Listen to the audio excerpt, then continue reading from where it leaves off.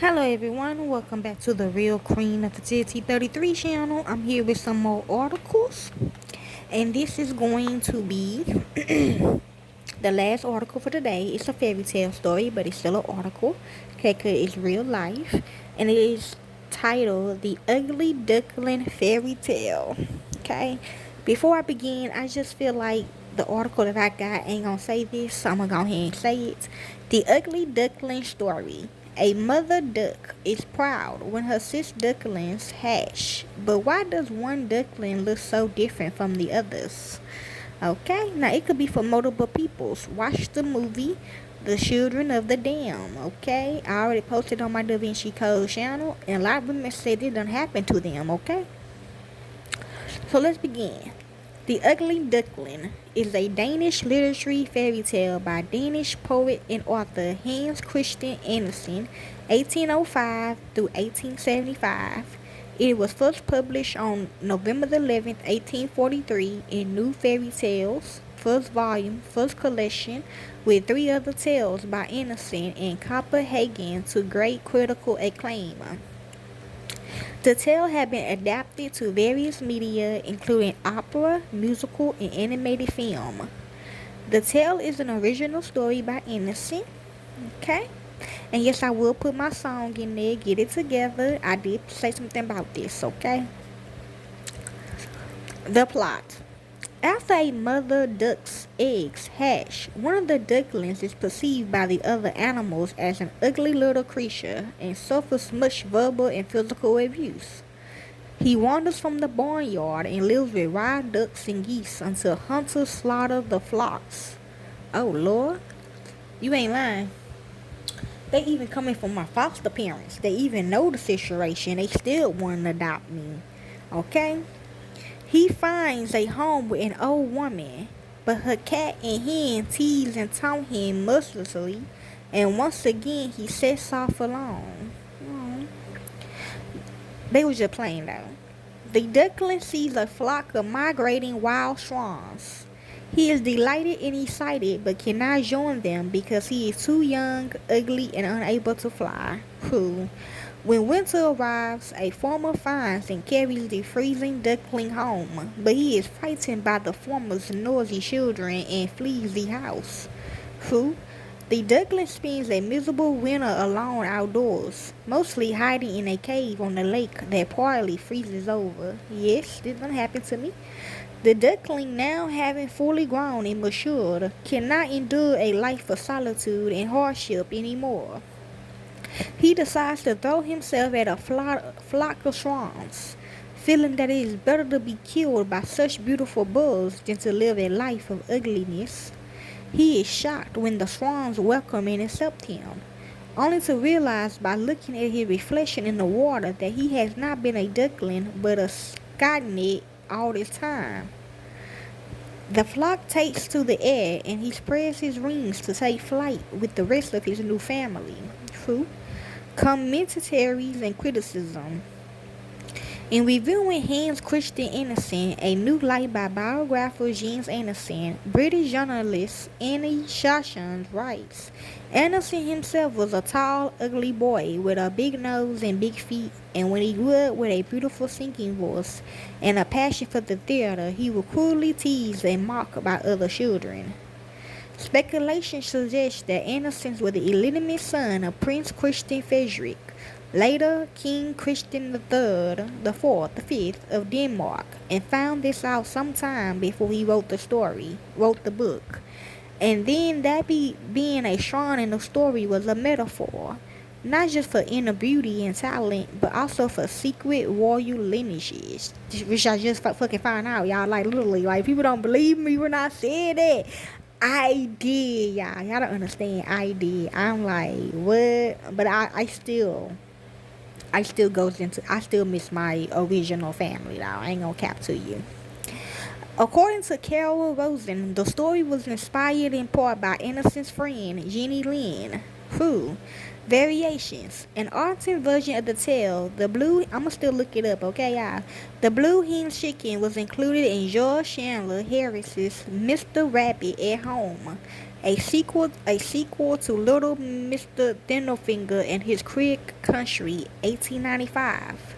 Since the story stops at the moment of the birth of the poodle duckling within the family of chicks, yes, the message of the tale could be totally different, focusing on the bad temper and the snobbery of the blue hen who thus, having found herself with a such an anonymous son, is punished by ending up on everyone's lip and constantly being pointed at. Okay, I'm in this story right now. Okay? Yes, the adaptations. The tale was adapted to a variety of media. Film based on the tale include two silly symphonies, animated shorts produced by Walt Disney called The Ugly Duckling. The first was produced in 1931 in black and white, and a remake in 1939 in Technicolor. Now I seen them two before. I seen the 1939 Disney version. Okay, with the color though. Okay, remember that movie. The latter film won the 1939 Academy Award for Best Short Subject Cartoons and was the last city symphony to be made. The main difference between the Anderson story and the Disney version is that in the latter, the little Buzz ordeal lasts for only a few minutes, not for months. In 1936, the Fisher brothers adapted the story for their animated short, The Little Stranger, reversing the story by having an odd chick born into a family of ducks. In 1932, Yasuji Morita directed Aruko no Ko, The Ugly Duckling, a 15-minute Japanese short animated film based on the tale. In 1956, the Soviet animation studio Sayub Mufilm produced its 19-minute version of The Ugly Duckling. The anime Princess Tutu is about a duck that turns into a swan-like ballerina. The 1954 Tom and Jerry cartoon Downhearted Duckling is also based on the famous tale. The tale has seen various musical adaptations. In 1914, the Russian composer Sergei Prokofiev composed a work for voice and piano based on Nina Mishishkaya's adaptation of the tale, and in 1932 arranged the work for voice and orchestra. Okay, so y'all don't come at me. I know my daughter told y'all while she was cooking, but look here, guess what I found out? I'm the ugly one. Okay, that's why she did that. She thought if she did that to my daughter, she was gonna be beautiful like her, like literally her beautifulness. Okay, I'm really the ugly one, and I agree. This was transcribed. That's why she had to beef with somebody that's ugly like her. Okay, not pretty. Like my daughter was to me like gorgeous. Okay, like oh my god, like I can look at her for hours. Okay, like anyway, another point though. This was transcribed by Lev Kardinov in 1996, and his opera was a great success in Russia. Other musical versions include the song "The Ugly Duckling", composed by Frank Lucia and sung by Danny Kaye for the 1952 Charles Vilda musical film Hans Christian Andersen and Honk, a musical based on the tale which was produced in Britain and won an Olivier Award. So they do say that they say the ugly ones have sex the most, okay? That's why, okay, as well. The tale was adapted into a musical by Gail Deschamps and Paul Hamilton in 1998. The musical played the Pocoyo Spolito for 17 days. In 1999, Jerry Pickney adapted the story as a children's picture book. Okay, now I'm finna find out what the type of bird is. Okay.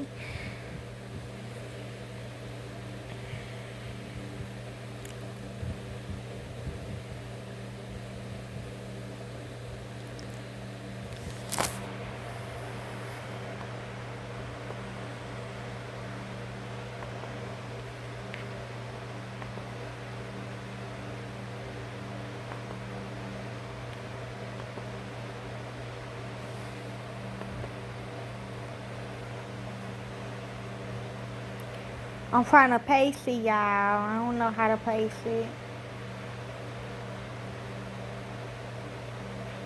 Mm-hmm.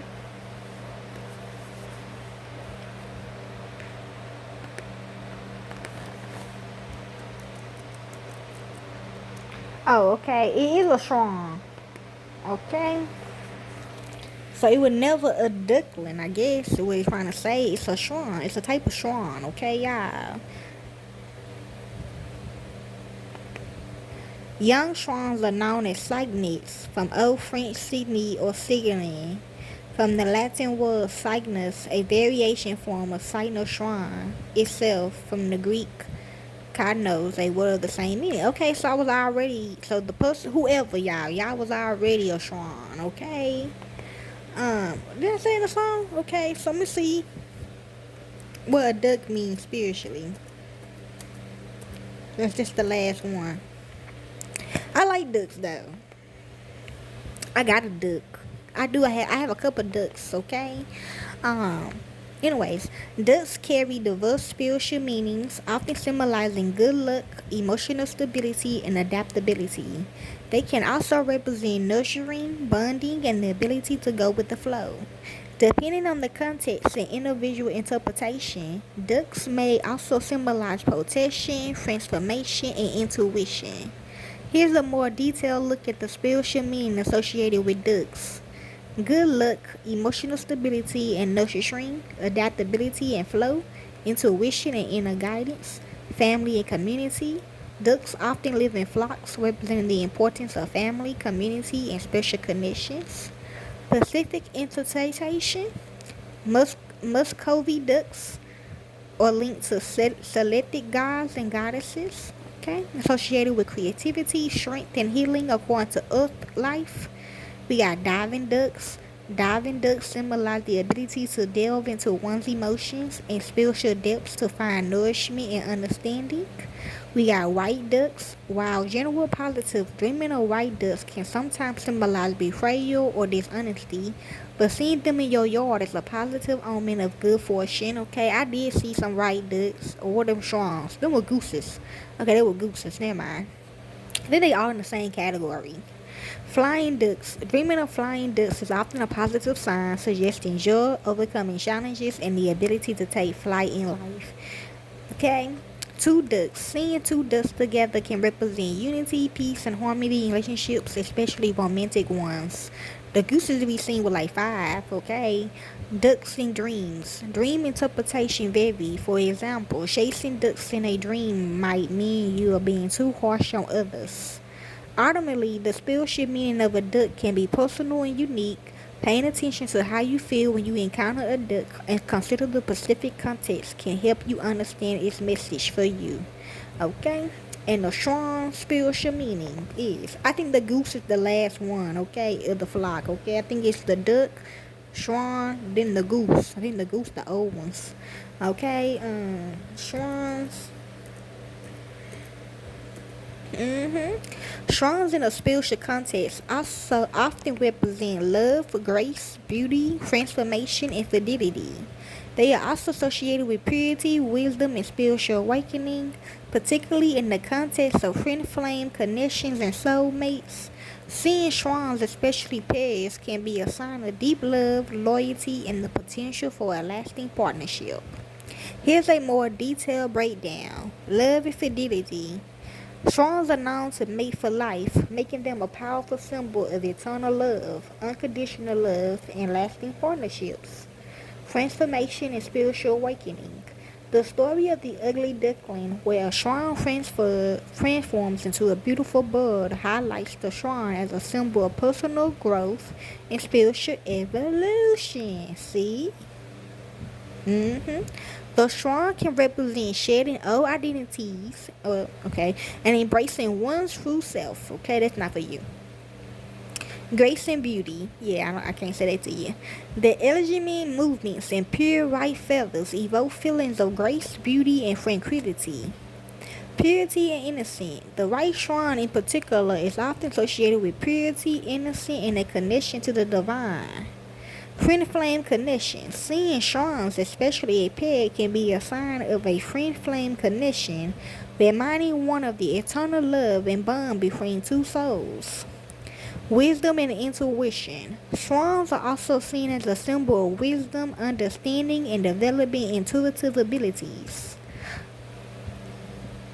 otherworldliness. In some traditions, swans are seen as creatures of the limited spaces, connecting the realms of land, sea, and sky, and even bridging the gap between the human and spirit worlds.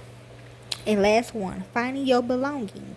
The Ugly Duckling story also relates to finding where you truly belong and embracing your true identity. Okay, y'all?